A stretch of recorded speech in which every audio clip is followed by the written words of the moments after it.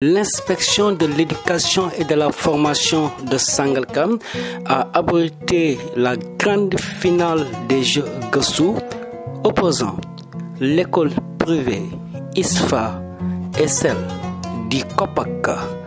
La chargée des Jeux Gëstu remercie. Je ne saurais terminer sans pour autant adresser mes très chers remerciements à Monsieur le maire de la commune de Sangalkam, Madame l'inspectrice de la formation de Sangalkam, Messieurs les inspecteurs, le personnel de l'IEF de Sangalkam, Monsieur le parrain, au chef d'établissement, au comité d'organisation, aux responsables de Jeux Gëstu et à tous les enseignants et parents d'élèves. Et mention spéciale à l'équipe pédagogique de l'école Sangalkam 1 qui nous a accueillis chaleureusement. Le parrain, M. Bassirou Sow, du PROME du ministère de l'Éducation nationale, se félicite de l'honneur et donne une importance capitale à ces Jeux Gëstu qui permettent le renforcement de capacités des enfants.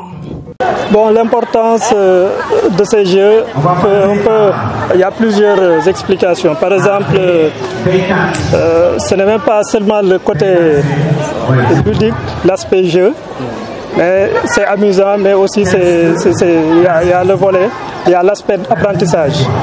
Donc ça permet aux élèves d'apprendre, de réviser, donc de préparer aussi l'examen d'entrée en 6e.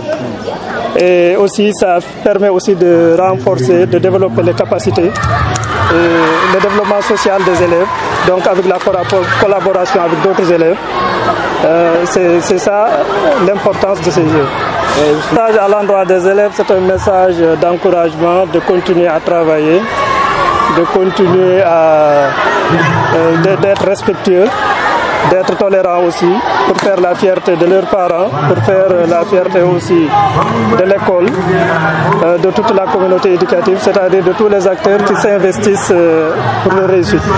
L'inspectrice de l'éducation et de la formation de Sangalkam remercie les autorités, les acteurs, le parrain. Elle s'y ajoute que ces activités procurent des valeurs pour asseoir un enseignement de qualité.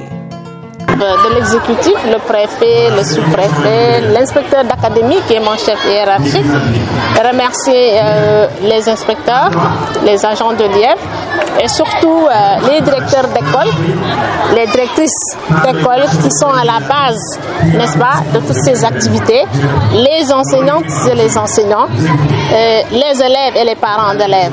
Donc nous assistons aujourd'hui à la finale du Jeu Gëstu qui est une activité para et périscolaire.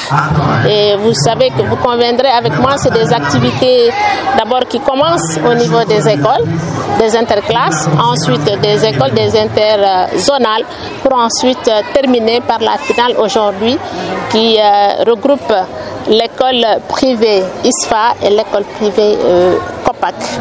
Et pourquoi ces Jeux Gëstu dans nos activités classiques?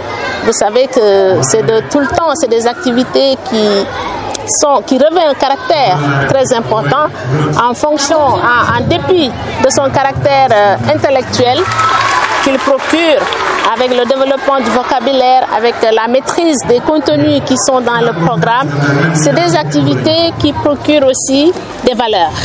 Des valeurs à savoir l'entraide, la solidarité, le fair play, n'est-ce pas? Le courage même, n'est-ce pas? Donc, autant de valeurs que nous consolidons chez nos enfants pour vraiment asseoir un enseignement-apprentissage de qualité. Et surtout qu'à l'aune des examens scolaires, bientôt les examens scolaires qui sont prévus, surtout le CFE le 21 et le 22, bientôt.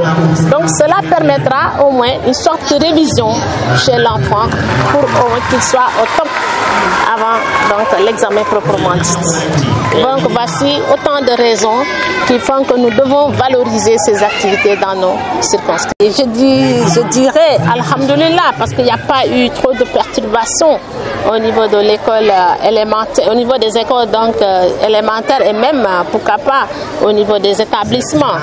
Et là, avec ces jeux que vous voyez, cela même permettra à l'enfant de se rattraper. Et là, Elle souhaite plein succès aux candidats en exhortant les parents d'élèves à la surveillance. Nous lançons un appel aux parents, surtout, de ne pas lâcher la surveillance, de les coacher, de continuer à les coacher. Les maîtres qui sont dans les établissements aussi, les directeurs d'école, de continuer, n'est-ce pas, à les coacher jusqu'au dernier souffle, parce que nous n'avons que peut-être 15 jours, je peux dire. Nous sommes à une semaine des examens, et je pense qu'avec l'accompagnement de tout le monde, on arrivera à bon port. Hier seulement, nous avons fait le CLD, donc tous les acteurs se sont engagés. Le sous-préfet s'est engagé, les maires se sont engagés, donc tous les acteurs, les directeurs d'école, les directrices que vous voyez là, devant moi, derrière moi, et tout le monde s'est engagé pour une organisation réussie de ces examens. L'école privée Copac, vainqueur de cette édition 2023, gagne sur un score de 67 à 62.